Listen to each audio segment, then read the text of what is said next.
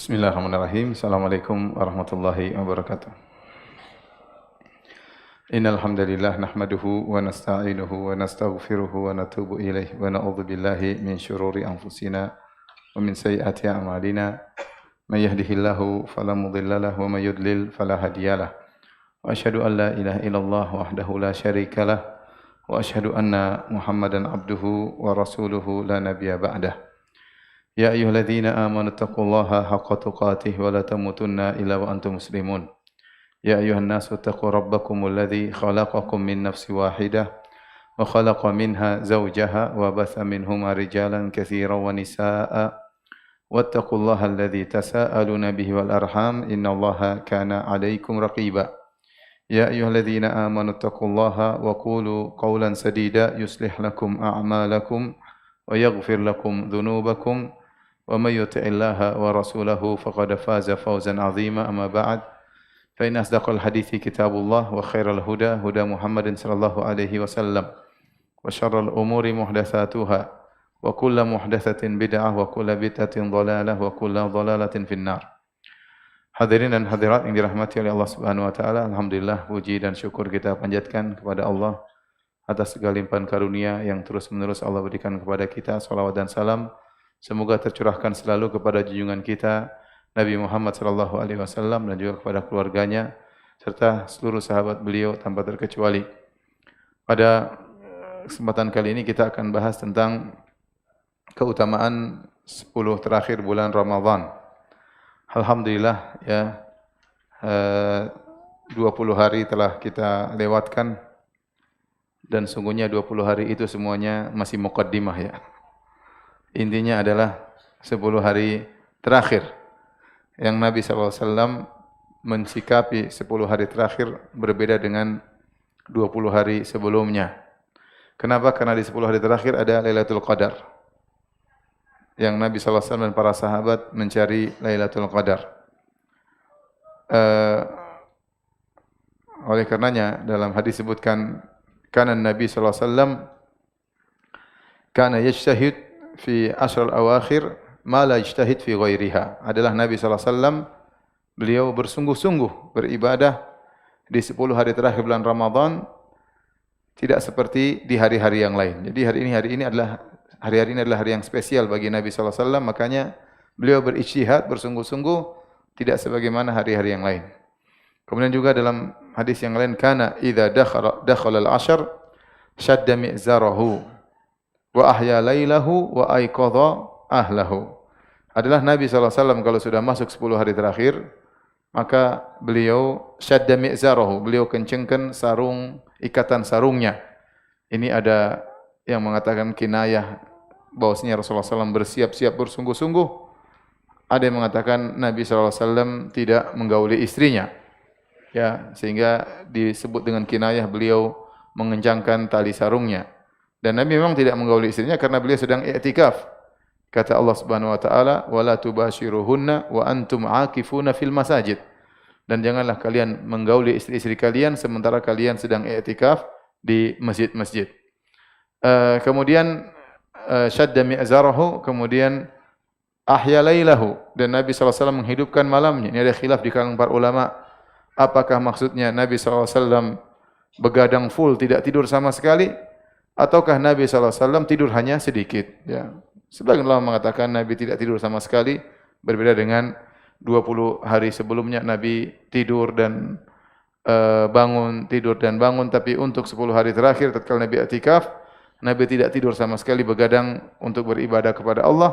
Sebagian ulama berpendapat Nabi tidur tetapi sedikit, ya, sedikit, mungkin 1 jam, entah kurang lebih atau lebih kurang sedikit, tidak banyak. Intinya Nabi konsen untuk banyak beribadah di 10 malam terakhir. Kemudian yang ketiga dikatakan wa aiqadha ahlahu, dan Nabi bangunkan istrinya. Jadi Nabi SAW bangunkan istri-istri beliau untuk beribadah. Karena 10 hari terakhir ini adalah waktu untuk panen pahala. Ya, saya katakan tadi 20 hari pertama hanyalah muqaddimah ya.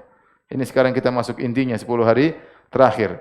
Jangan sampai seorang semangat di muqaddimah justru intinya KO ya, loyo, enggak. Justru kita sekarang intinya ini kita lebih semangat karena muqaddimah sudah terlalu lama 20 hari ya. Maka kita harus lebih semangat 10 hari terakhir. Dan panen pahala ini bukan hanya untuk berlaku kepada para suami, tapi semuanya hendak memanen pahala. Makanya Nabi bangunkan istrinya. Nabi setiap malam juga bangunkan istrinya. Ya, dalam hadis yang lain Nabi bangunkan istrinya untuk salat malam. Tetapi untuk 10 hari terakhir Nabi memberikan perhatian khusus untuk mungkin bangunkan lebih awal, untuk mengingatkan mereka.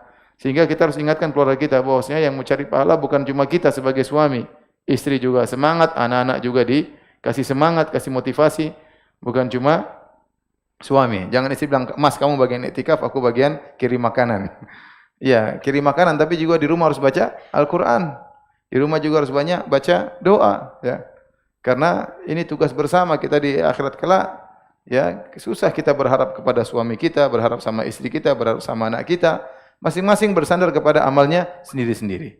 Ya, masing-masing bersandar kepada amalnya sendiri-sendiri. Nabi saja berkata kepada Fatimah, "Ya Fatimah bintu Rasulillah, salini mimma lima syi'ti la ughni anki minallahi syai'a." Wahai Fatimah putrinya Rasulullah sallallahu alaihi wasallam, mintalah harta dariku, aku tidak bisa menolong engkau dari Allah sama sekali. Jika itu diucapkan oleh Nabi kepada putrinya, darah dagingnya, bagaimana dengan yang lainnya? Oleh karenanya seorang ajarkan sama istri, istri juga harus ibadah, anak-anak juga harus beribadah. Kita nanti di akhirat sendiri-sendiri. Kalaupun mau dapat syafaat, belum tentu dapat syafaat sesuai yang kita kehendaki. Ya. Apalagi Allah berfirman di hari kiamat kelak, yauma yafirrul mar'u min akhi wa ummihi wa abihi wa sahibati wa bani. Hari di mana seorang akan lari dari saudaranya, saudaranya ditinggalkan. Wa ummihi wa abihi, ibunya dia tinggalkan, bapaknya dia tinggalkan, wa sahibati wa bani, istrinya dia tinggalkan, anak-anak tidak dia pedulikan. Masing-masing likul imri'im minhum yauma idzin sya'nu yughni. Masing-masing punya urusan yang buat dia sibuk, ya, masing-masing sibuk pada hari tersebut. Maka kita harus ingatkan anak kita, ingatkan istri kita, ya, bahwasanya ini panen, semuanya harus panen, bukan cuma ayah saja, ya, mami juga, papi juga, abi, umi, anak-anak semua juga harus semangat beribadah, ya, karena ini demi kepentingan masing-masing. Baik, 10 hari terakhir menjadi sangat istimewa karena di situ adalah malam Lailatul Qadar. Makanya di awal-awal Nabi sallallahu alaihi wasallam mencari Lailatul Qadar dari awal. Rasulullah SAW iktikaf pernah Rasulullah SAW iktikaf sebulan penuh, pernah. Rasulullah SAW iktikaf 10 hari pertama. Terus ternyata tidak ada Lailatul Qadar. Maka Nabi lanjutkan lagi. 10 hari kedua. Di Ashrul Awsat. Lanjut lagi 10 malam, 10 hari iktikaf, belum ada Lailatul Qadar. Baru kemudian Nabi dikabarkan bahwasanya Lailatul Qadar di 10 malam yang terakhir, maka Nabi berkata kepada para sahabatnya yang ingin iktikaf silakan iktikaf. Baru kemudian orang-orang iktikaf pada 10 hari terakhir. Jadi Nabi kita sallallahu alaihi wasallam begitu semangatnya untuk mencari Lailatul Qadar sampai pernah iktikaf sebulan penuh. Karena dia tidak tahu kapan Lailatul Qadar. Ya. Dahulunya Nabi sallallahu alaihi wasallam pernah dikasih tahu Lailatul Qadar kapan, tetapi pengetahuan tersebut diangkat oleh Allah Subhanahu wa taala dari hadis Ubadah bin Samit radhiyallahu anhu dalam Sahih Al-Bukhari. Nabi sallallahu alaihi wasallam kharaja liyukhbiruna bilatil qadar. Kata Ubadah bin Samit, Rasulullah SAW keluar dari rumahnya untuk mengabarkan kepada kami kapan Lailatul Qadar. Fatalaha fulan wa fulan. Ternyata ada dua orang yang sedang bertikai, adu mulut tatkala itu, maka akhirnya Nabi lupa. Kata Nabi SAW kepada para sahabat, "Inni kharajtu li ukhbirakum bilailatil qadar."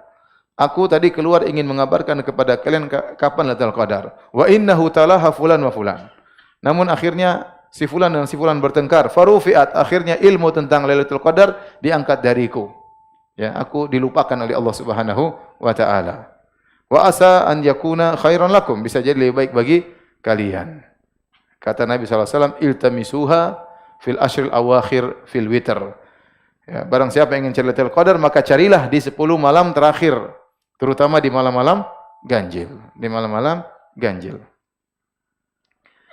Lailatul Qadar adalah malam yang spesial, ya. Sampai-sampai begitu spesialnya Allah turunkan surat khusus tentang Lailatul Qadar. Inna anzalnahu fi Lailatul Qadar wa ma adraka ma Lailatul Qadar. Lailatul Qadri khairun min alfi syahr. Tanazzalul malaikatu war ruhu fiha bi idzni rabbihim min kulli amr. Salamun hiya hatta matla'il fajar. Ini satu surat tentang Lailatul Qadar. Kemudian juga dalam ayat yang khusus kata Allah, "Inna anzalnahu fi lailatin mubarakatin, inna kunna munzirin. Fiha yufraqu kullu amrin hakim." Kata Allah Subhanahu wa taala, sungguhnya kami telah menurunkan Al-Qur'an di suatu malam yang penuh keberkahan. Maksudnya malam Lailatul Qadar. Ya. Kami turunkan Al-Qur'an di malam yang penuh keberkahan, yaitu malam Lailatul Qadar. Kemudian Allah khususkan dalam satu surat. Allah berfirman, "Inna anzalnahu fi lailatul qadar." Sungguhnya kami turunkan Al-Qur'an di Lailatul Qadar. Wa ma adraka ma Lailatul Qadar? Tahukah engkau apa itu Lailatul Qadar? Ini uslub metode Allah untuk mengagungkan sesuatu. Allah bertanya, "Tahukah kamu apakah itu?" Ya. "Tahukah engkau apa itu Lailatul Qadar?" Wa ma adraka ma Lailatul Qadar? Lailatul Qadri khairun min alfi syahr. Kata Allah, Lailatul Qadar lebih baik daripada 1000 bulan. Apa maksudnya lebih baik dari 1000 bulan? Maksudnya seorang beribadah di malam tersebut jika diridhai oleh Allah Subhanahu wa taala, maka pahalanya lebih daripada kalau dia beribadah 1000 bulan. 1000 bulan 83 tahun lebih. 83 tahun 4 bulan ya. Maka bayangkan, kita saja umur belum tentu sampai 83 ya. Belum tentu sampai. Orang yang punya umur 80 tahun lebih langka sekarang ya. Kebanyakannya sebelum 70 sudah tewas. Jarang yang lewat 70, apalagi sampai 80 ya. Untuk bisa beribadah 83 tahun berat ya. Makanya sebagian ulama seperti Nawawi rahimahullah taala berkata bahwasanya Lailatul Qadar ini kekhususan umat Islam. Allah memberikan keistimewaan kepada umat Islam agar mereka bisa mendapatkan pahala yang terbaik. Makanya dalam hadis kata Rasulullah SAW, "Nahnu al-akhirun al-awwalun." Kami ini yang terakhir tapi kami akan mendahului. Secara sejarah umat Islam yang terakhir muncul setelah Yahudi, setelah Nasrani baru umat Islam. Tapi di akhirat kelak al-awwalun, umat Islam yang lebih dahulu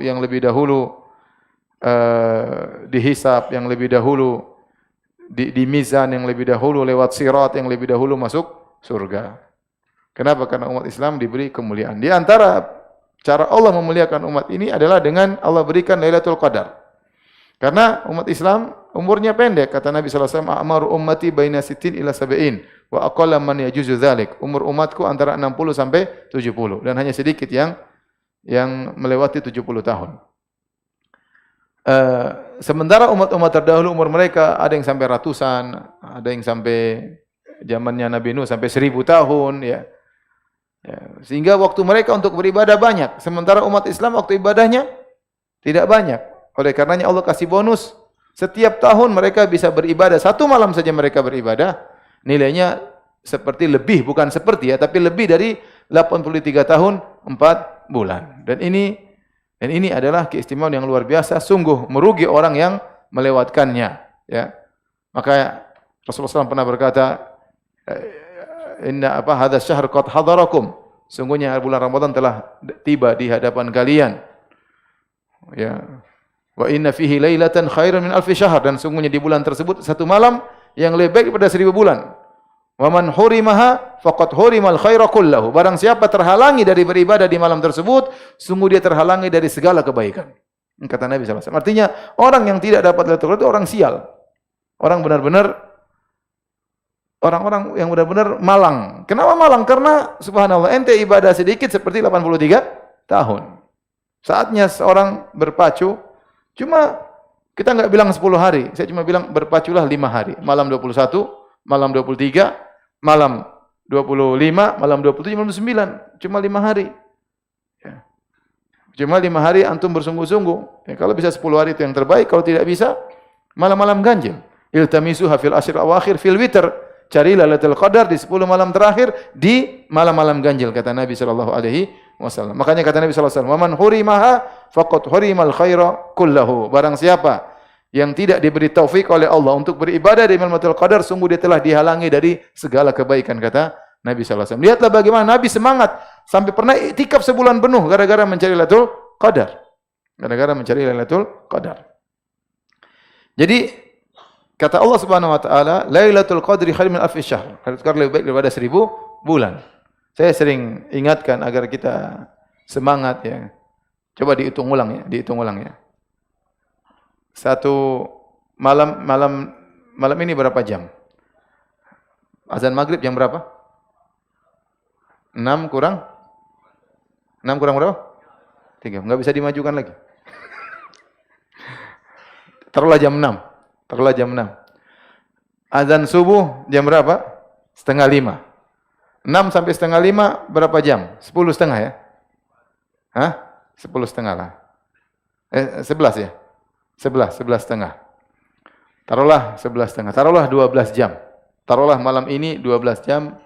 Malam Lailatul Qadar 12 jam. Karena Malam Lailatul Qadar dimulai dari terbenam matahari sampai terbit fajar. Ya. Hatta matla'il fajar. Kata Allah sampai terbit, bukan terbit, sampai terbit fajar. Sampai terbit fajar. Setengah 5 ya, berarti 10 setengah jam ya. 10 setengah jam. Taruhlah 10 jam. Coba, kalau antum beribadah 10 jam, dan tidak perlu ibadah seluruhnya. Ya, antum beribadah ada tidurnya, mungkin tidurnya 2 jam. Taruhlah 8 jam. Ya, 8 jam. Coba, berapa Allah lipat gandakan pahala seorang tatkala beribadah di malam tersebut. Dia hanya beribadah 8 jam, ya, nilainya seperti 83 tahun 4 bulan. Sekarang 83 tahun 4 bulan itu berapa jam? Coba hitung. Saya tahu juga banyak, tapi hitung coba, biar kita tahu.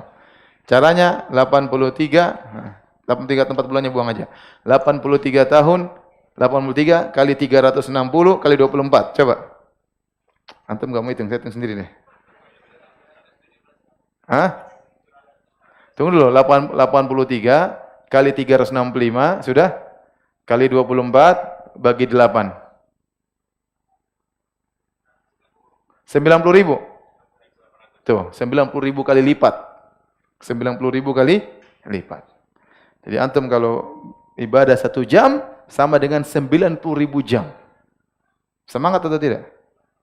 90.000 jam itu berapa berapa tahun? Jadi sungguh merugi orang yang tidak beribadah di malam tersebut. Ya. Seandainya antum setiap tahun dapat Lailatul Qadar, umur antum tinggal 10 tahun. Yang umur 50, 60 biasanya meninggal ya. Tinggal 10 tahun. Ya ini ada yang lebih kurang dari itu lagi. 60 sudah bonus itu ya. Taruhlah tinggal 10 tahun umur kita. Kalau kita setiap tahun dapat Lailatul Qadar, bayangkan dapat berapa bonus ibadah. 83 kali 10 dapat tambahan ibadah 830 tahun. Maka harus semangat. Rugi kalau tidak semangat ya. Rugi kalau tidak semangat ya. Cuma 5 hari aja, bukan 10 hari, 5 hari aja. Malam 21, bukan 5 hari, 5 malam aja. Malam 21, malam 23, malam 25, malam 27, malam 29. Nah, masa tidak bisa? Ya kecuali ada halangan, sakit atau yang lain. Tapi kalau tidak ada halangan, apa yang buat kita tidak semangat di malam-malam tersebut? Oleh karenanya, berdoa kepada Allah agar diberi taufik, diberi kemudahan bisa beribadah di malam-malam ganjil di 10 malam terakhir bulan Ramadan. Kita lanjutkan. Kata Allah Subhanahu wa taala, Lailatul Qadri khairun min alfi syahr. Tanazzalul malaikatu waruhu fiha. Pada malam tersebut, malaikat pada turun dengan jumlah yang sangat banyak. Dan di antara yang ikut turun adalah waruh. Ar-ruh itu maksudnya malaikat Jibril. Tanazzalul malaikatu waruhu fiha biizni rabbihim, dengan izin Allah Subhanahu wa taala, ya. Min kulli amr salamun hiya hatta matla'il fajar. Maka pada malam tersebut penuh dengan keselamatan sampai terbit fajar. Ada yang mengatakan malam tersebut setan tidak bisa berbuat apa-apa ya. Ada yang mengatakan maka malaikat datang mendatangi orang-orang yang sedang beribadah mengucapkan keselamatan kepada mereka. Selamat, assalamualaikum, assalamualaikum ya. Meskipun manusia tidak merasakan tapi malaikat mengucapkan salam kepada mereka. Kenapa disebut Lailatul Qadar? Maka ada beberapa tafsiran. Disebut Lailatul Qadar pertama karena Al-Qadar diambil dari takdir. Karena setiap malam Lailatul Qadar Allah turunkan data dari Lauhul Mahfuz, dari Lauhul Mahfuz tentang takdir yang akan terjadi selama setahun. Maka disebut dengan takdirus sanawi, takdir tahunan. Allah beri kabar kepada para malaikat akan terjadi demikian-demikian sampai selama setahun. Kapan Allah beritahukan kepada mereka? Setiap malam Lailatul Qadar. Sebagaimana dalam ayat yang lain kata Allah, "Inna anzalnahu fi lailatin mubarakatin inna kunna munzirin fiha yufraqu kullu amrin hakim." Pada malam tersebut ditetapkan segala perkara yang bijaksana.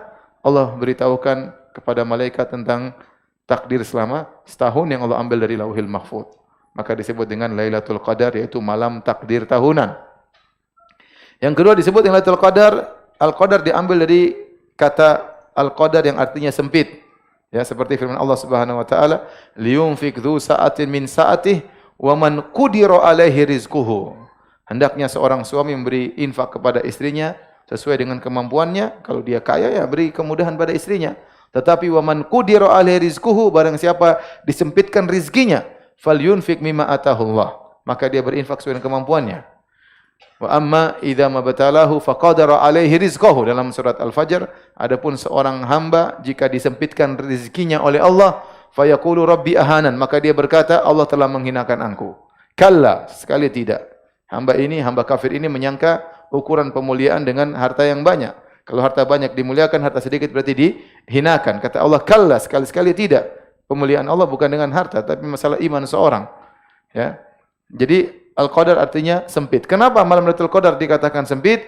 Karena terlalu banyak malaikat yang turun ke bumi. Makanya Allah mengatakan tanazzalul malaikah. Turunlah malaikat dengan jumlah yang sangat banyak. Sehingga bumi terasa sempit dipenuhi dengan para malaikat. Malaikat jumlahnya banyak. Dalam hadis kata Nabi SAW, inni asma' ma la tasma'un wa ara ma la taraun.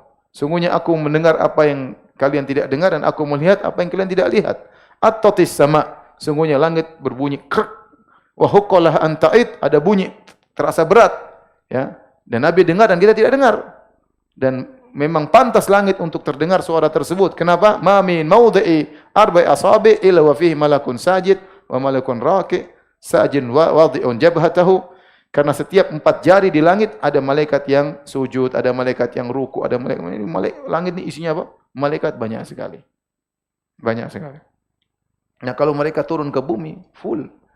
Makanya disebut dengan malam yang sempit karena penuh dengan malaikat. Kemudian disebut Lailatul Qadar.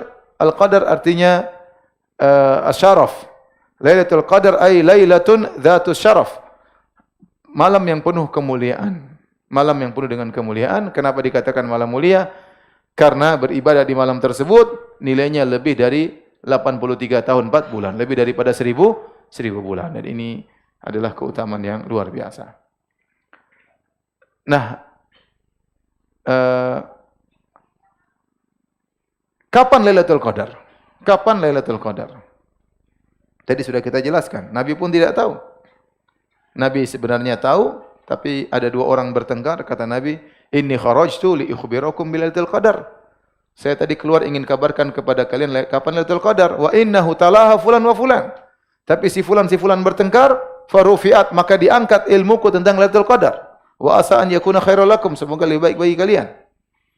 Jadi kata para ulama, inilah syu'mut tanazu'.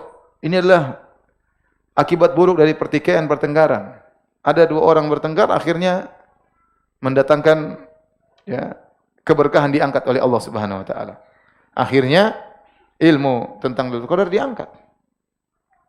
Seandainya kalau diketahui malam Lailatul Qadar malam sekian, semua orang akan dapat bisa Lailatul Qadar karena mereka sudah pastikan malam sekian. Tetapi diangkat keberkahan tersebut. Kenapa? Gara-gara pertengkaran. Makanya hati-hati ikhwan, jangan suka bertengkar, ya. Karena kalau kita bertengkar, ya, kata Allah Subhanahu wa taala, tanaza'u fatafshalu wa tadhhabu rihukum. Jangan kalian bertengkar, bertanazu', ya, maka kalian akan gagal dan akan hilang kekuatan kalian, ya. Tatkala para sahabat bertengkar perang Uhud, mereka pun kalah akhirnya. Demikian juga pertengkaran bahkan dalam skala kecil apalagi skala besar. Skala kecil seperti rumah tangga. Jangan suka bertengkar sama istri. Harusnya berkah turun, enggak jadi turun. Harusnya keberkahan, ketentraman turun, diangkat oleh Allah. Kenapa bertengkar terus sama istri? Harusnya keberkahan turun, enggak turun. Yang turun utang yang turun. Akhirnya banyak utang. Jadi ikhwan, ya, jangan suka bertengkar. Ya. Ini di antara bukti bahwasanya keberkahan diangkat. Berusaha kalau bisa mengalahlah. Dalam rumah tangga, dalam dakwah. Makanya Nabi SAW waktu ngirim Abu Musa al-Asy'ari sama Mu'adz bin Jabal, kata Nabi SAW kepada mereka berdua, basyira wa la tu'assira, basyira, ya, yassira wa la tu'assira, ya, basyira wa la tunaffira, beri kemudahanlah bagi masyarakat, beri kabar gembira, jangan buat mereka lari. Yassira wala tu'assira, mudahkan mereka dan jangan buat mereka susah. Tatawa'a wala takhtalifa. Kata Nabi, hendaknya kalian saling mengalah dan jangan berselisih. Jangan berselisih. Karena kalau sudah bertengkar, kaum muslimin dai dengan dai repot. Baik. Jadi yang jelas tidak ada yang tahu kapan Lailatul Qadar. Tidak ada yang tahu. Tetapi kira-kira kapan? Ada khilaf di kalangan para ulama. Sebagian sahabat seperti Ubay bin Ka'ab mengatakan Lailatul Qadar malam 27. Dan itu datang dari sebagian sahabat. Mereka mengatakan dipastikan demi Allah Lailatul Qadar malam ke 27. Tetapi kenyataannya, mungkin dia pernah mengalami suatu zaman di mana Lailatul Qadar malam 27. Di zaman waktu dia bersama Nabi SAW. Tapi dalam hadis, dalam Sahih Muslim dari Abi Sa'id Al-Khudri radhiyallahu anhu, Lailatul Qadar pernah malam 21. Nabi SAW pernah berkata, ini urituha fi lailati witrin. Kata Nabi, aku dimimpikan oleh Allah bahwasanya Lailatul Qadar itu di malam ganjil. Waktu Nabi sedang bicara sama para sahabat, iktikaf, Nabi sampaikan, aku dimimpikan bahwasanya Lailatul Qadar itu malam ganjil. Wa ra'aituni asjudu sabihataha ala tinin wa ma, dan aku lihat dalam mimpiku di pagi harinya aku sujud di atas tin dan air. Tin itu maksudnya air becek yang tercampur dengan air. Aku lihat dalam mimpiku. Akhirnya ternyata malam itu, malam 21, hujan. Sehingga air-air masuk di sela-sela atap-atap Masjid Nabawi. Karena Masjid Nabawi cuma pakai pelepah korma. Sehingga masuk dan mengenai lantai. Dan lantai Nabi dulu dari tanah. Kemudian Abu Sa'id Al-Khudri melihat waktu Nabi habis sholat subuh. Nabi bangkit dari sholat subuh. Kening beliau ya penuh dengan basah dengan tanah. Berarti Abu Sa'id Al-Khudri mengatakan berarti tadi malam Lailatul Qadar. Malam ke-21. Jadi pernah terjadi Lailatul Qadar di zaman Nabi malam 21. Pernah juga terjadi Lailatul Qadar di zaman Nabi malam 27. Pernah. Pernah 21, pernah malam 27. Dan ini pernah terjadi dua-duanya. Karenanya banyak ulama seperti Nawawi, Ibnu Hajar, Syekh Utsaimin dan yang lainnya, mereka mengatakan bahwasanya yang benar Lailatul Qadar itu terjadi di malam-malam ganjil di 10 malam terakhir, namun tidak bisa dipastikan malam kapan karena dia berpindah-pindah. Bisa jadi tahun ini malam 21, bisa jadi tahun depan malam 27, bisa jadi tahun depannya malam 25, yang jelas malam-malam apa? Ganjil. Terutama 7 hari terakhir. Ya. Terutama malam 27. Makanya mereka mengatakan arja lailatin, malam yang paling diharapkan malam Lailatul Qadar adalah malam 27. Kenapa? Karena sebagian sahabat bersumpah demi Allah Lailatul Qadar malam 27. Tapi ternyata pernah terjadi Lailatul Qadar malam 21. Ya, malam 21. Bahkan terjadi Lailatul Qadar dalam kondisi hujan. Ya. Bisa jadi hujan tapi Lailatul Qadar sebagaimana terjadi pada malam 21 di zaman Abu Sa'id Al-Khudri bersama Nabi radhiyallahu ta'ala anhu sallallahu alaihi wasallam. Jadi itu pendapat yang lebih kuat Allah alam bisawab bahwasanya Lailatul Qadar berpindah dari satu malam ke malam yang lain, di malam-malam ganjil, dari tahun ke tahun yang lain, tapi semuanya di malam ganjil. Nah, bagaimana cara mencari Lailatul Qadar? Lailatul Qadar adalah suatu malam yang pasti dialami oleh semua orang. Sama seperti bulan Ramadan. Bulan Ramadan dialami oleh semua orang. Orang muslim, orang kafir juga mengalami bulan Ramadan. Tetapi apa yang dimaksud dengan mencari Lailatul Qadar? Mencari keberkahan malam tersebut. Sebagaimana bulan Ramadan dialami oleh semua orang, namun tidak semua orang bisa mencari keberkahan bulan Ramadan. Bahkan banyak orang di malam-bulan Ramadan tetap bermaksiat kepada Allah Subhanahu wa taala. Jadi maksudnya mencari Lailatul Qadar adalah mencari keberkahan malam tersebut. Bagaimana kondisi Anda tatkala di malam tersebut? Jika Anda dalam kondisi beribadah, bertakwa kepada Allah, maka dipastikan Anda telah mendapatkan keberkahan Lailatul Qadar. Ya. Jadi Lailatul Qadar dialami namanya malam, semua orang mengalami malam tersebut. Sampai disebutkan dalam sebagian hadis ciri-ciri fisiknya. Ciri-ciri fisiknya, maka pada malam tersebut tidak terlalu panas, tidak terlalu dingin, agak ada suasana lain. Besoknya matahari bersinar tidak terlalu terang, sampai berarti dialami oleh semua orang. Tetapi yang jadi pertanyaan, bagaimana kondisi Anda di malam tersebut? Itu. Makanya kondisi terbaik untuk bisa meraih keberkahan Lailatul Qadar adalah dengan iktikaf. Kenapa? Karena kalau Anda niatkan iktikaf, Anda masuk masjidnya iktikaf, argo pahala langsung jalan. Argo pahala langsung jalan. Bahkan Anda tidur di masjid pun dapat pahala. Kenapa? Karena Anda sudah niatkan iktikaf di masjid. Jadi seorang kalau mampu untuk bisa iktikaf itu yang terbaik. Ya, kalau tidak mampu 10 hari full, maka dia berusaha sebisanya. Yang jelas terutama malam-malam ganjil dia berusaha untuk bisa banyak beribadah kepada Allah Subhanahu wa taala. Ya. Apakah disyaratkan untuk dapat Lailatul Qadar harus i'tikaf? Jawabannya tidak harus. Yang penting Anda banyak ibadah. Cuma kondisi terbaik, kondisi yang paling sempurna seorang dapat Lailatul Qadar tatkala dia sedang apa? I'tikaf. Tapi kalau dia dalam kondisi darurat, ternyata sedang bersafar, sedang lewat jalur Pantura,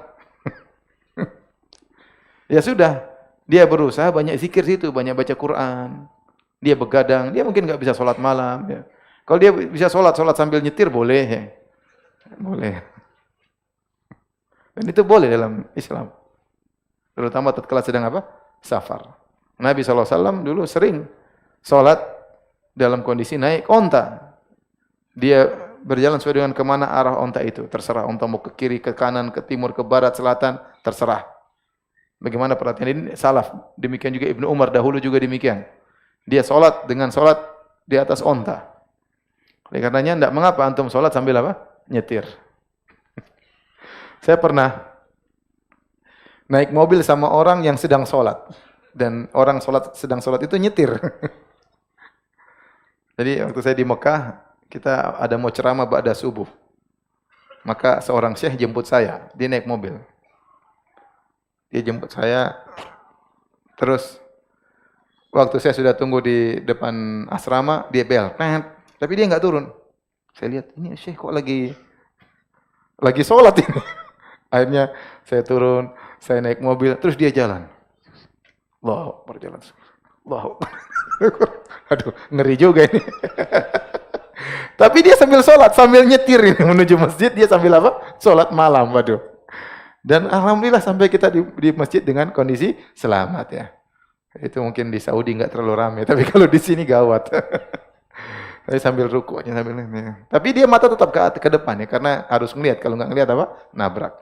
Tapi itu pengalaman saya bagaimana orang semangat sholat meskipun dalam lihat skenario. Apalagi kalau antum di jalur Pantura misalnya macet-macet, sholat digigit berhenti, ya udah sholat apa salahnya kan masih bisa lihat. Jalan lagi berhenti lagi sholat sambil sholat, nggak ada masalah.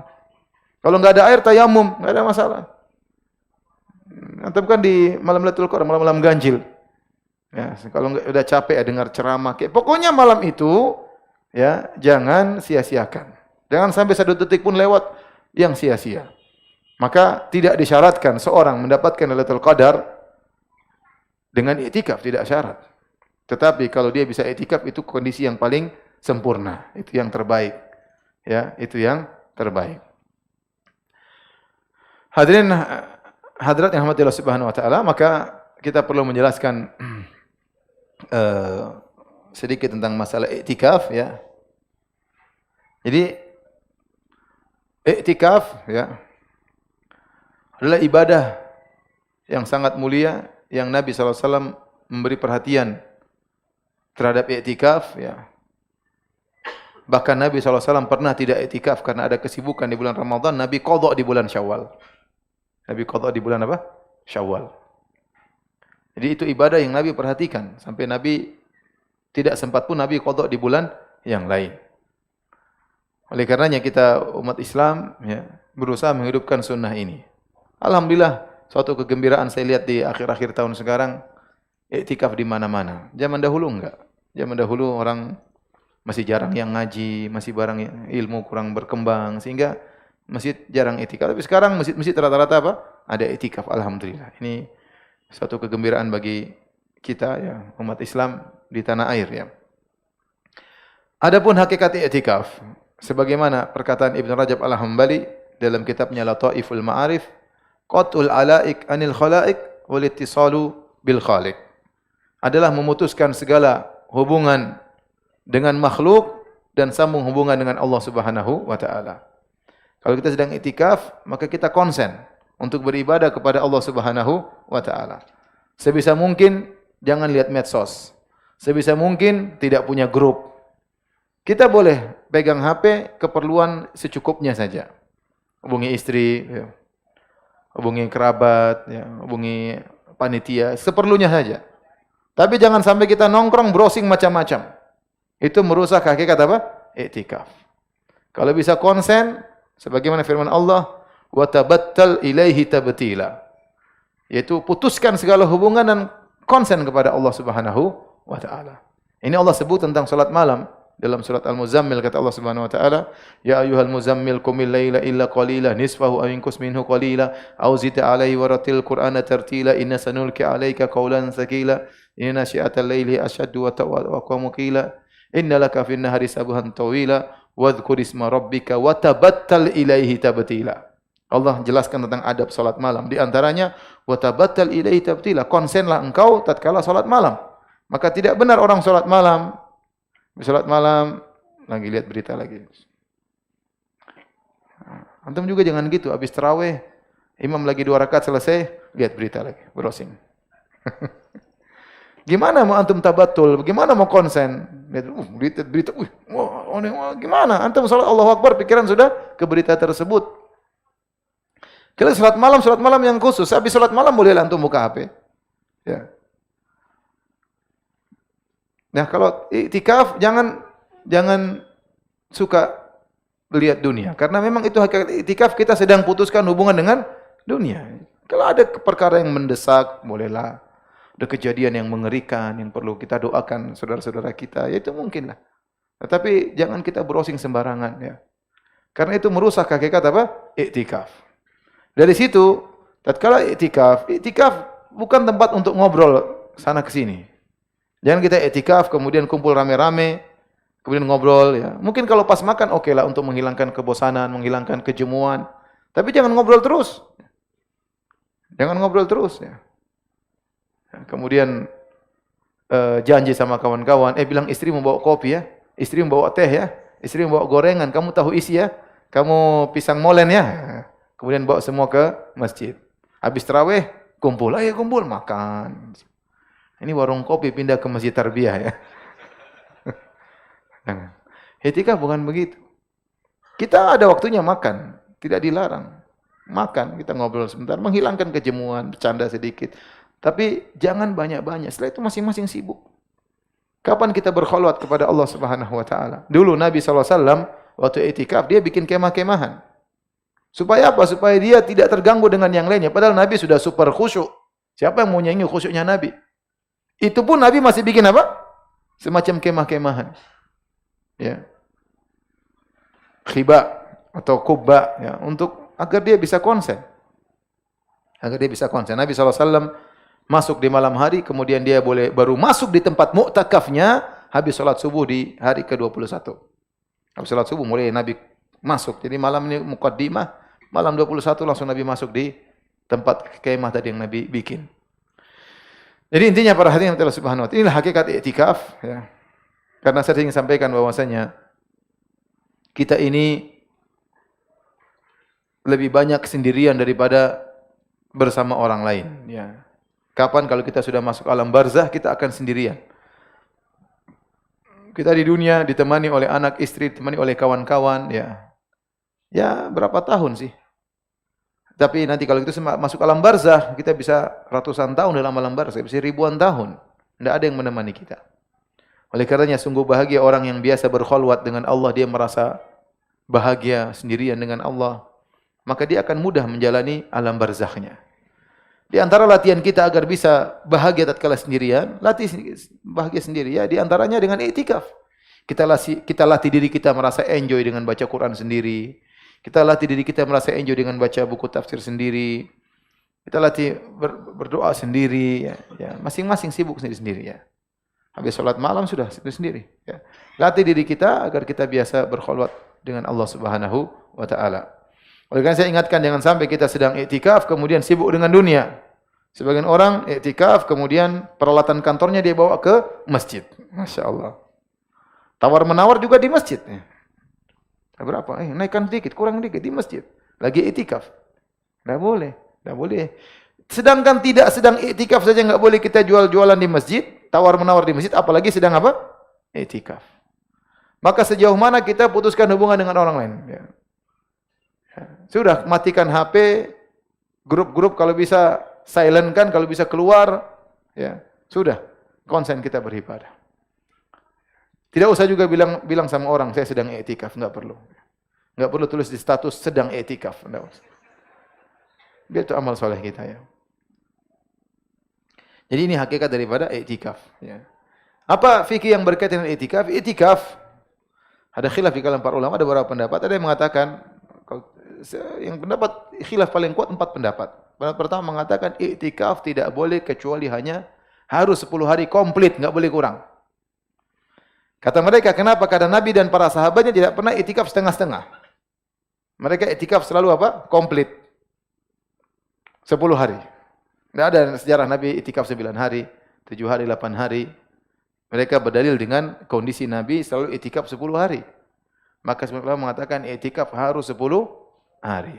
10 hari terakhir harus. Ini pendapat pertama. Pendapat ini berat. Saya enggak cocok. Berat. Pendapat yang kedua, iktikaf harus sehari semalam minimal, 24 jam. Harus 24 jam. Kurang dari sehari semalam tidak disebut dengan iktikaf. Pendapat ketiga, iktikaf boleh sehari, boleh semalam. Mereka berdalil dengan hadis Umar bin Khattab radhiyallahu anhu, dia pernah berkata, "Ya Rasulullah, kuntu nadartu fil jahiliyah an a'takif fi hadzal masjid lailah." Atau kama qala, dia mengatakan, "Ya Rasulullah, aku di zaman jahiliyah dahulu pernah bernazar untuk iktikaf di Masjidil Haram semalam." Kata Nabi, "Aufi binadrik, laksanakanlah nazarmu." Di sini kata Umar, "Saya niat iktikaf semalam." Maka berarti iktikaf semalam sah. Orang masuk sebelum maghrib, keluar subuh, pada salat subuh atau fajar terbit, dia keluar sah. Karena Umar pernah niat iktikaf apa? Semalam dan Nabi membenarkan. Nabi membenarkan. Dibantah yang mengatakan harus sehari semalam. Kata mereka dalam riwayat yang lain, Umar mengatakan, "Yauman, aku berniat iktikaf sehari." Dan orang Arab sering mengatakan lailah, satu malam maksudnya satu hari. Sehingga mereka mengatakan jarak perjalanan 3 malam, maksudnya 3 hari. Jadi kembali lagi harus sehari semalam. Kemudian pendapat yang lain, pendapat Imam Nawawi rahimahullah ta'ala, beliau mengatakan bahwasanya iktikaf tidak ada batasannya.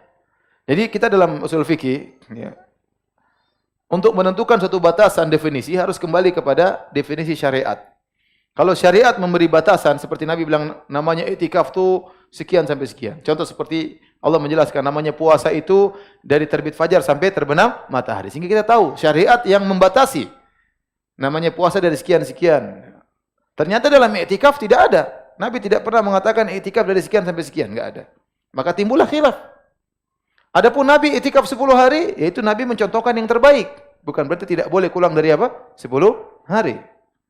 Adapun Umar berkata iktikaf 1 hari atau 1 malam, kebetulan Umar nanyanya segitu. Oleh karena Imam Nawawi mengatakan, tatkala kita tidak ada dalil secara syar'i, secara urf yang memberi batasan tentang kapan batasan, berapa batasan iktikaf, maka secara usul fikih kita harus kembali kepada bahasa. Namanya iktikaf dalam bahasa Arab diambil dari ukuf. Ukuf itu berdiam lama. Berdiam lama. Dengan demikian kata Imam Nawawi, seorang iktikaf 2 jam, 3 jam boleh. Ini Imam Nawawi dibantah sama ulama lain, enggak? Para sahabat sering mereka lama di masjid, duduk 2 jam tunggu salat dan tidak diriwayatkan seorang pun menamakannya dengan iktikaf. Sehingga iktikaf itu harus semalam atau 1 siang. Wallahu a'lam bishawab ya. Memang tapi saya dulu merajihkan bahwasanya iktikaf itu harus semalam atau 1 siang. Tapi saya renungkan lagi pendapat Imam Nawawi kuat secara usul fikih. Karena secara batasan enggak ada. Secara dalil Nabi tidak pernah membatasi. Maka kalau tidak ada pembatasan dari dalil, tidak ada dari syar'i, tidak ada pembahasan dari secara urf, secara tradisi, maka dikembalikan kepada bahasa. Dan namanya iktikaf itu adalah ukuf, adalah menetapi dalam waktu yang lama. Dengan demikian saya lebih condong kepada pendapat Imam Nawawi. Seorang iktikaf meskipun 6 jam, 3 jam, kalau dia niatkan iktikaf maka dikatakan apa? Iktikaf. Tapi tentunya semakin lama semakin apa? Semakin baik. Maksud saya kalau ada orang pulang dari kantor, kemudian dia baru bisa masuk masjid jam 8 malam ya, maka dia boleh iktikaf. Dia tidur bangun subuh. Sah iktikafnya. Dapat pahala tidur di masjid. Dapat pahala, argo jalan karena sudah niat apa? Iktikaf. Tapi tentu tidak sempurna. Sempurnanya harusnya bangun, baca Quran, salat malam. Tapi seandainya dia niatkan iktikaf, dia dapat apa? Pahala. Wallahu alam, pendapat Imam Nawawi bagi saya kuat ya secara usul fikih ya. Tetapi seorang berusaha iktikaf semalam atau 1 hari ya. Kalau bisa 10 hari itu yang terbaik sebagaimana Nabi sallallahu alaihi wasallam, terutama malam-malam ganjil. Taib. Ini secara batasan iktikaf. Dari sini kita tahu kalau ada orang kerja malam dia boleh iktikaf pagi sampai sore. Kalau dia kerja siang dia boleh iktikaf malam harinya. Secepat mungkin, atau kalau kerja siang enggak bisa libur ya. Enggak bisa cuti ya. Mau cuti juga gimana gitu ya. Nanti gaji kurang akhirnya antum enggak cuti ya. Ya sudah, antum pulang kantor segera ke masjid, mungkin ke rumah sebentar ganti baju mandi-mandi langsung ke masjid. Nanti besok saya pagi baca Quran sesempatnya. Alhamdulillah bisa baca Quran 1 jam, alhamdulillah 2 jam, alhamdulillah. Yang penting antum bisa tidur di masjid ya. Ajak anak-anak, ajak istri-istri ya. Ajak kawan-kawan. Ajak biar mereka bisa iktikaf. Ini hidupkan sunnah Nabi sallallahu alaihi wasallam. Baik, ini permasalahan pertama. Permasalahan kedua, di mana kita boleh iktikaf? Kata Allah, "Wala tubashiruhunna wa antum aakifuna fil masajid." Janganlah kalian menggauli istri kalian sementara kalian sedang iktikaf. Iktikaf di masjid. Ada khilaf, apakah harus masjid jami? Masjid jami maksudnya masjid salat Jumatnya, atau semua yang disebut masjid boleh iktikaf? Allah alam, pendapat yang lebih benar, semua namanya masjid boleh buat apa? Iktikaf. Semua namanya masjid boleh buat apa? Iktikaf. Meskipun tidak ada salat Jumat di situ. Nah, kalau seorang dia iktikaf di masjid yang tidak ada salat Jumatnya, kemudian dia harus salat Jumat keluar ke masjid lain, tidak mengapa, itu uzur. Dia keluar segera balik ke masjid dia. Ya. Selama tempat itu disebut masjid, maka boleh iktikaf. Boleh iktikaf di masjid. Terus tatkala kita di masjid, boleh iktikaf di mana? Di mana saja yang disebut masjid. Di ruang takmir boleh, di perpustakaan masjid juga boleh.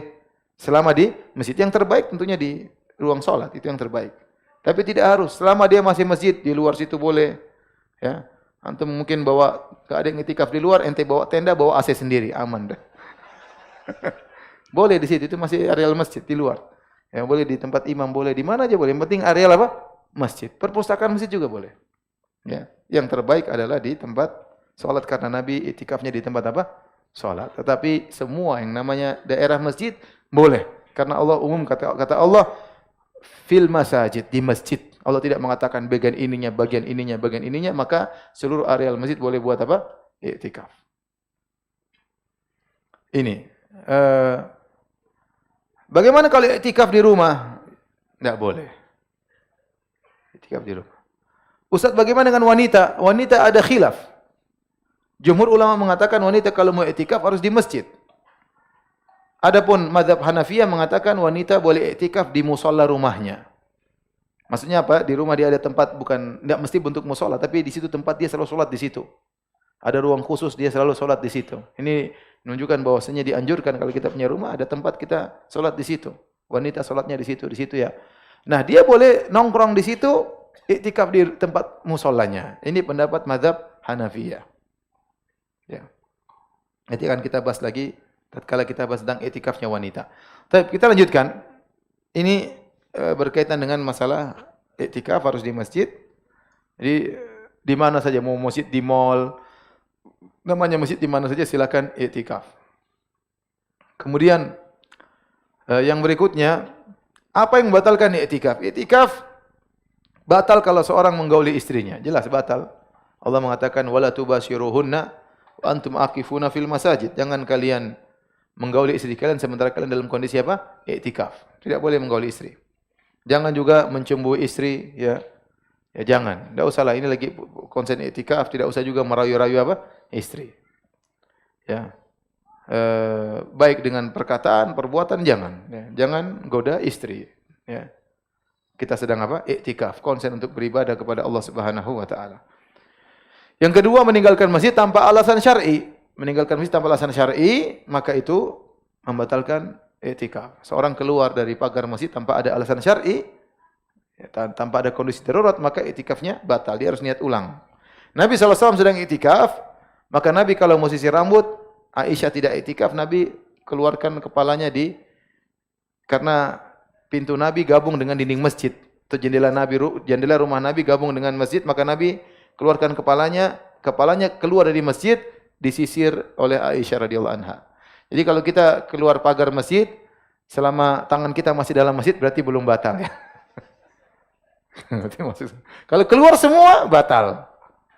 Kecuali kalau darurat, Nabi SAW pergi ke rumahnya, lihajatil insan, untuk kebutuhan yang manusia biasanya. Contoh makan, contoh buang hajat, boleh seorang keluar dari masjid. Selama darurat. Seandainya panitia menyediakan makanan, Anda tidak boleh keluar dari masjid. Seandainya dalam masjid ada daerah masjid, ada toilet yang memadai, maka tidak boleh keluar dari masjid. Tapi kalau ternyata tidak memadai, toiletnya kurang, peserta terlalu banyak, dia boleh pergi ke rumah sebentar mandi-mandi balik lagi. Boleh, enggak ada masalah. Ya. Atau di masjid ternyata makanan tidak memadai. Kurang enak. Nah, kalau kurang enak ente harus bertahan, enggak boleh, sabar. Tapi kalau kurang ternyata enggak cukup, Anda maka boleh keluar cari makan, enggak masalah. Tetapi sedekat warung terdekat. Enggak boleh, aduh, masjid tidak menyediakan makanan. Kita makan di mana? Makan di sana enak. Di mana? Di Bintaro. Waduh. Itu buyar i'tikafnya. Buyar, jauh-jauh. Pulang macet lagi. Udah, i'tikaf buyar kalau begitu. Ya antum cuma ada sekitar sini aja boleh. Sedekatnya karena kita harus kembali. Harus kembali. Makanya kalau i'tikaf tidak perlu mengunjungi orang sakit, enggak. Karena itu tidak darurat. Darurat seperti tadi, makan, minum, itu boleh seorang keluar dari masjid dalam kondisi apa? Darurat. Makanya orang-orang i'tikaf di Masjidil Haram misalnya, kalau memang dia tahu bakalan ngantri lama, dia boleh ke hotel sebentar, mandi kan balik lagi enggak apa-apa, sah i'tikafnya. Ya, kita aja kalau makan harus keluar dari masjid, enggak apa-apa. Karena harus ada yang belikan, ya. Kita enggak punya kacung kita suruh untuk bawa makanan ke tempat kita, ya. Kita keluar dari masjid cari makanan, makan, balik lagi enggak ada masalah. Seperti teman-teman i'tikaf, mereka sewa kamar satu, kemudian taruh barang semua di situ, itu enggak apa-apa, enggak ada masalah. Ya, nanti buat MCK balik lagi, oke, enggak ada masalah. Itu i'tikafnya sah. I'tikafnya sah. Taib, inilah masalah i'tikaf. Sekarang kita bicara tentang masalah i'tikaf bagi wanita. Apakah wanita dianjurkan untuk i'tikaf? Wanita, ya,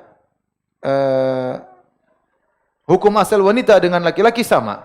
Hukum asal laki-laki dengan wanita sama. An-nisa'u syaqa'iqur rijal. Sebagaimana disyariatkan bagi lelaki untuk i'tikaf, wanita juga disyariatkan. Sebagaimana lelaki juga butuh untuk perbaiki dirinya dengan Allah Subhanahu wa taala, wanita juga demikian. Terkadang wanita lebih harus diperbaiki daripada laki-laki. Ya. Oleh karenanya sebagaimana lelaki butuh i'tikaf, wanita juga butuh i'tikaf. Dan itu dilakukan oleh istri-istri Nabi sallallahu alaihi wasallam. Nabi sedang i'tikaf, sebagian istri-istri Nabi di antaranya Aisyah, Hafsah dan Zainab, mereka juga ikut i'tikaf dengan Nabi sallallahu alaihi wasallam. Setelah Nabi sallallahu alaihi wasallam meninggal, maka istri-istri Nabi i'tikaf. Waktu Nabi masih hidup, sebagian istri yang i'tikaf. Waktu Nabi sallallahu alaihi wasallam meninggal dunia, maka istri-istri Nabi i'tikaf. Dalam riwayat dalam Sahih Bukhari dari Amrah, dari Aisyah, anna Nabi sallallahu alaihi wasallam arada an ya'takif. Rasulullah SAW ingin i'tikaf, falamman sarafa ilal makan ladzi arada an ya'takif. Nabi setelah salat subuh ingin masuk ke tempat i'tikafnya, idza akhbiyatun. Tiba-tiba Nabi melihat banyak kemah-kemah di masjid. Khiba'u Aisyah, ada kemahnya Aisyah. Ini tempat i'tikafnya Aisyah. Ada khiba' Hafsah, ada kemahnya Hafsah. Ada khiba' Zainab, ada tempat kemahnya siapa? Zainab. Menunjukkan mereka ikut i'tikaf bersama Nabi sallallahu alaihi wasallam. Demikian juga dalam hadis yang lain Aisyah berkata, "Ana Nabi sallallahu alaihi wasallam kana ya'takif al ashral awakhir min Ramadan hatta tawaffahu Allah." Adalah Nabi sallallahu alaihi wasallam selalu i'tikaf di 10 hari terakhir bulan Ramadan sampai beliau meninggal dunia. Tsumma takafa azwajuhu min ba'di. Kemudian istri-istrinya i'tikaf setelah wafatnya Nabi sallallahu alaihi wasallam. Cuma timbul pertanyaan, mana lebih afdal wanita? I'tikaf atau tidak? I'tikaf atau tidak? Yang pertama, wanita kalau mau i'tikaf, Kalau dia punya suami, dia harus minta izin sama suami. Syaratnya pertama harus minta izin sama suami. Karena dia akan keluar dalam waktu yang lama. Dia bukan hanya ke masjid, dia akan menetap di masjid, akan tidur di masjid. Yang pertama harus minta izin suami. Yang kedua, kalau dia iktikaf, dia tidak boleh meninggalkan kewajibannya. Bisa jadi di rumah ada anak-anak yang butuh dia. Bapaknya pergi nggak ada masalah. Anak-anak kalau bapak pergi nggak ada masalah. Yang masalah kalau ibunya ikut pergi. Ya. Oleh karenanya, wanita lihat apakah kalau dia iktikaf kewajibannya bisa dia kerjakan. Kalau nggak bisa, maka jangan dia iktikaf. Tapi kalau ternyata anak-anak sudah besar, anak-anak sudah kuliah, nggak perlu juga perhatian ibu terlalu, dia boleh iktikaf sama suami. Boleh. Dengan izin apa? Suaminya. Kemudian kalau dia iktikaf tempatnya harus terpisah. Laki-laki perempuan terpisah, jangan campur baur. Ya. Karena tujuan iktikaf adalah Anda mendekatkan diri kepada Allah, jangan bikin fitnah. Ya. Iktikaf kemudian perempuan laki-laki lalu lalang saling melihat di antara mereka. Bisa jadi laki yang tergoda, bisa jadi perempuan yang tergoda. Ya. Oleh karenanya itu menghilangkan tujuan daripada i'tikaf.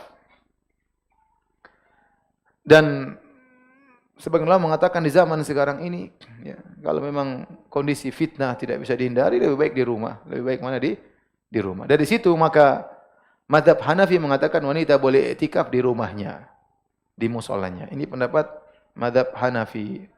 Namun dibantah oleh para ulama, tidak ada i'tikaf di rumah. Yang benar Allah mengatakan wa antum aakifuna fil masajid. Kalian i'tikaf di masjid-masjid kalian. Jadi harus disyaratkan di masjid. Terus wanita kalau sedang i'tikaf, tahu-tahu datang bulan, apakah i'tikafnya batal? Ada khilaf juga di kalangan para ulama. Tapi saya lebih condong pendapat bahwasanya wanita boleh i'tikaf meskipun haid. Karena tidak ada dalil yang melarang wanita haid ke masjid. Kembali kepada hukum asal. Kata Nabi, innal mu'min la yanjus. Seorang mukmin tidaklah najis. Tidak ada dalil melarang wanita ke masjid kecuali dalilnya sahih, dan tidak ada dalil yang sahih. Dalil yang sering dijadikan dalil adalah hadis riwayat Abu Dawud, Nabi SAW bersabda, "Inni la uhilul masjid lil haid walal junub." Aku tidak menghalalkan masjid bagi wanita haid dan orang junub. Namun hadisnya dhaif. Karena dalam perawinya dari Jasrah bintu Dujajah an Aisyah radhiyallahu anha, dan Jasrah ini bermasalah. Kata Al-Imam Al-Bukhari, indaha ajaib. Dia punya keajaiban-keajaiban yang aneh-aneh dalam meriwayatkan hadis. Maka di sini dhaifkan oleh Al-Imam Al-Bukhari rahimahullahu taala. Oleh karenanya tidak ada dalil yang melarang wanita ke masjid meskipun untuk i'tikaf dalam kondisi haid, selama dia bisa menjaga diri jangan sampai haidnya mengotori lantai masjid. Tidak boleh. Makanya waktu Aisyah radhiyallahu anha berhaji, kemudian Aisyah radhiyallahu anha menangis, maka Nabi bertanya, "Kenapa kau menangis? La'allaki nafisti." Apakah karena kau haid? Kata Aisyah, "Iya, saya haid sehingga saya tidak bisa umrah, tidak bisa tawaf." Maka Nabi menghibur Aisyah. Kata Nabi, "If'ali ma yaf'alul hajj, ghairu alla tatufi bil bait wa la tusalli." Kata Nabi, lakukanlah apa yang dilakukan jamaah haji. Lakukan semuanya. Mereka kemana, ikut aja semuanya. Yang tidak boleh cuma dua. Jangan kau tawaf, jangan kau solat. Itu aja. Saya tanya, jamaah haji baca Quran atau tidak? Baca. Berarti Aisyah boleh enggak? Boleh. Jamaah haji bakalan pergi ke Masjidil Haram enggak? Pergi. Boleh. Kalau tidak boleh, Nabi akan mengatakan, jangan kau ke Masjidil Haram. Nabi tidak mengatakan demikian. Nabi hanya mengatakan dua. Jangan kau tawaf, jangan apa? Salat. Maka dijadikan dalil oleh para ulama. Ini mazhab Zahiriyah. Ini pendapat dipilih oleh Syekh Albani rahimahullahu taala, pendapat yang kuat bahwasanya wanita haid tidak dilarang ke masjid selama dia bisa bersih. Makanya dalam hadis tatkala Aisyah ingin mengambil sajadah, Nabi suruh mengatakan, "Ya Rasulullah," kata Rasulullah, "Ya Aisyah, ambil sajadah di masjid." Kata Aisyah, "Ini haid, saya haid." Kata Nabi, "Haidatuki laisat biyadiki." Haidmu bukan di tanganmu. Kalau kau haidmu di tanganmu, kau pegang sajadah kotor. Tapi kan haidmu bukan di situ. Jadi menunjukkan bahwasanya Nabi mengkaitkan tidak bolehnya kalau terkena kotoran haid. Maka seorang jika masuk masjid dalam kondisi pakai pembalut yang bersih, maka tidak mengapa. Wallahu a'lam bishawab. Ini pendapat yang kuat. Kembali kepada hukum asal bahwasanya tidak boleh kita melarang orang ke masjid kecuali ada dalil yang jelas. Jadi kalaupun wanita mau i'tikaf, maka hendaknya dia cari tempat yang kondusif, yang benar-benar terpisah antara laki dengan apa? Wanita, ya. Itu kalau bisa terpisah full, dikasih kain tutup full, maka tidak apa-apa. Tapi kalau masih bisa kelihatan lalu lalang sana sini, maka sebaiknya jangan. Sebaiknya di rumah. Sebaiknya apa di rumah, banyak baca Quran, salat di situ. Dan Nabi mengatakan, la tamna'u ima Allahi masajidallah buyutuhunna khairan lahun. Jangan kalian melarang wanita ke masjid, tapi rumah mereka lebih baik bagi mereka. Ya, tidaklah dia keluar dari rumah kecuali benar-benar kondisi yang benar-benar manfaatnya jelas, seperti iktikaf di tempat yang kondusif. Apalagi ibu-ibu, kemudian iktikaf, kemudian agak terbuka, kemudian ibu-ibu cantik, repot ya. Banyak orang tergoda nanti. Ustaz saya biasa-biasa. Ya ente biasa-biasa, anti biasa, tapi ada bagi sebagian orang tidak biasa. Ustaz saya sudah 45 tahun, siapa yang naksir? Ada yang naksir umur 75 tahun. Oleh karenanya kalau memang kondisi tidak kondusif maka tidak usah, di rumah saja ya. Di rumah saja. Tapi kalau kondisi memang bagus, terpisah, tidak terkena fitnah, tidak ada ikhtilat, maka tidak apa-apa. Wanita iktikaf, dia juga butuh baca Quran banyak. Dia butuh sholat, dia butuh nangis di belakang imam, butuh semuanya. Ya. Silakan iktikaf sebagaimana istri Nabi juga apa? Iktikaf. Maka jangan melarang wanita kalau sudah memenuhi persyaratan. Taib, ini saja ya yang mungkin bisa sampaikan. Kalau ada yang bertanya saya persilakan. Wallahu ta'ala alam bisawab.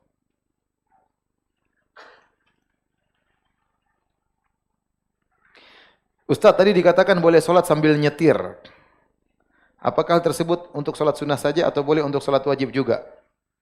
Karena macet di Jakarta parah. Hukum asalnya tidak boleh. Nabi kalau sholat fardu dia selalu turun. Dia selalu apa? Turun. Maka selama orang dalam kondisi bisa mampir untuk sholat fardu, harus dia mampir. Tidak boleh sholat di kendaraan. Yang dikerjakan oleh Nabi adalah sholat sunnah. Bahkan para ulama mengatakan sholat sunnah tatkala sedang safar. Sholat sunnah dengan syarat dalam kondisi apa? Musafir. Maka diberi keringanan. Tapi kalau seorang dalam kondisi terjebak macet, ya tidak bisa keluar sama sekali, maka dia boleh jamak. Dia boleh jamak. Tapi kalau terjebak macet, tidak mungkin jamak, tidak mungkin mampir, terjebak misalnya di Pantura, tidak mungkin keluar ini. Isya sampai subuh lanjut, nggak mungkin dia belok keluar dulu. Maka dia sholat di kendaraan. Itu darurat namanya apa? Darurat. Tapi hukum asal sholat fardu nggak boleh di kendaraan. Harus turun selama memungkinkan.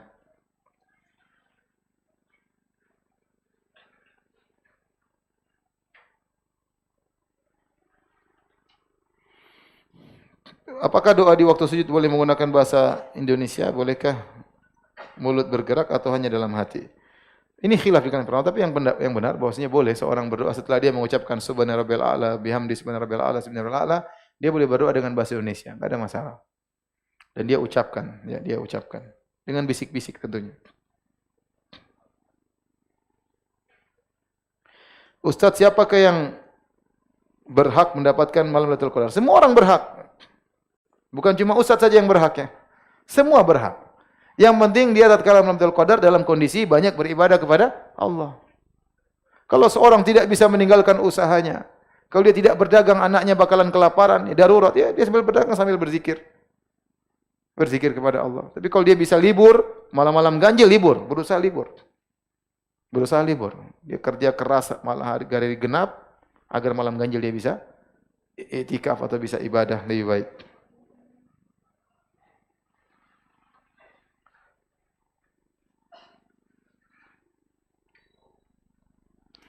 Ustaz, bolehkah iktikaf atau apakah dianjurkan qiyamul lail bersama? Bolehkah pulang untuk melakukan sahur di rumah? Kalau kita iktikaf selama panitia menyediakan sahur maka tidak boleh ke rumah. Harus sahur di mana? Di masjid. Kecuali sahurnya tidak cukup. Sahurnya tidak cukup maka dia boleh ke mana? Ke rumah. Atau ternyata misalnya disediakan daging, dia tidak bisa makan daging. Ya kalau dia makan daging dia bakalan kolesterol tinggi atau yang lainnya. Maka dia jangan ke rumah, dia bawa bekal dari rumah. Bawa bekal dari rumah, nanti tinggal ambil nasi makan. Kalau memang tidak ada makanan, baru dia boleh keluar. Boleh keluar karena darurat. Karena darurat.